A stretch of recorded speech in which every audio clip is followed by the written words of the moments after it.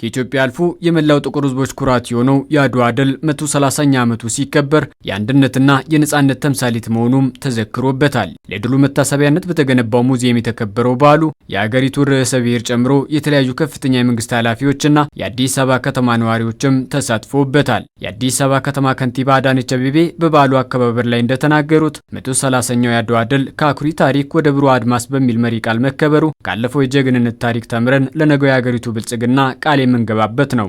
የአድዋ ጀግኖች ልዩነቶቻቸውን እንዲሁም ቅሬታዎቻቸውን ወደ ጎን ትተው በአንድነት ሆነው በደምና በአጥንታቸው ኢትዮጵያን የማትደፈር ሀገር አድርገው አጽንተው አቁመዋታል። በዚህም ክብር አስረክበውናል። ዛሬም እኛ የዚህ ዘመን ትውልድ በተለይም ወጣቱ ይህን የጀግንነት መንፈስ ተላብሶ ልዩነቱን በሰለጠነ መንገድ በውይይት እየፈታ ለብሔራዊ ጥቅምና ለሀገር ክብር በጋራ ዘብ የመቆም ታሪካዊ ኃላፊነት እንዳለበት በማስተዋል ይገባል። ጀግንነት በጦር ሜዳ ብቻ የሚጎናጸፉት ካባ ለመሆኑን በማመላከትም ዳግማዊ አድዋን በልማት አርበኝነት ማሳካት ይጠበቃልም ነው ያሉት። ዛሬ የሚጠበቅብን ከጦር ጀግንነት ባሻገር ወደ ልማት አርበኝነት እየተደረገ ባለው ጉዞ የኢትዮጵያን ብልጽግና ማረጋገጥ ነው። ጀግንነት በጦር ሜዳ ወራሪን ማሸነፍ ብቻ አይደለም። ዛሬም ጀግንነት ማለት ድህነትን፣ ኋላቀርነትና መከፋፈልን በጀግንነት ማሸነፍን ያካትታል።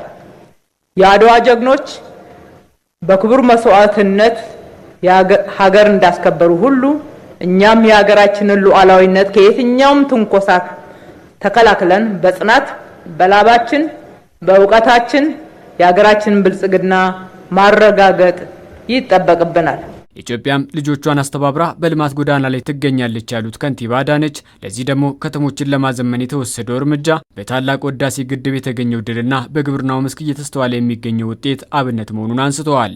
እንደ ታላቁ ህዳሴ ግድብ ያሉ ግዙፍ ፕሮጀክቶች የስንዴ አብዮት ከልመና ከተረጂነት ራሳችንን ወደ መቻል እስከ መላክ የአረንጓዴ አሻራ የመዲናችን አዲስ አበባ እንደ ስሟ ውብ አበባ የማድረግ የትራንስፎርሜሽን ስራዎች እና የተጀመሩ ሌሎች የልማት ስራዎች ጉዞ ሁሉ የአዲሱ ዘመን የአድዋ ድሎቻችን ናቸው። ለቀጣዩ ትውልድም ውርስ ናቸው። አድዋ ትልቅ የአርበኝነት ትምህርት ቤት ነው።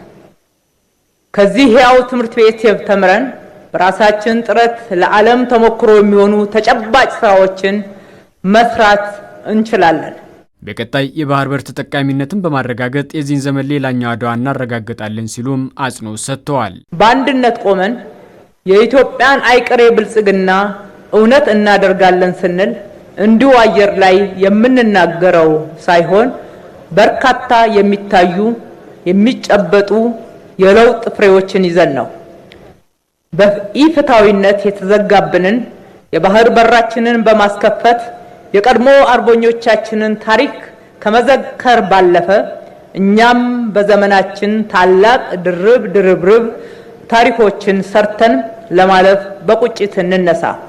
የአድዋ ድል ለዘላለም ሲታወስ ይኖራል። የውስጥ ችግራችንን ተነጋግሮ በመፍታት ለብሔራዊ ጥቅማችን መከበር ይበልጥ ቁርጠኞች መሆን አለብንም ነው ያሉት።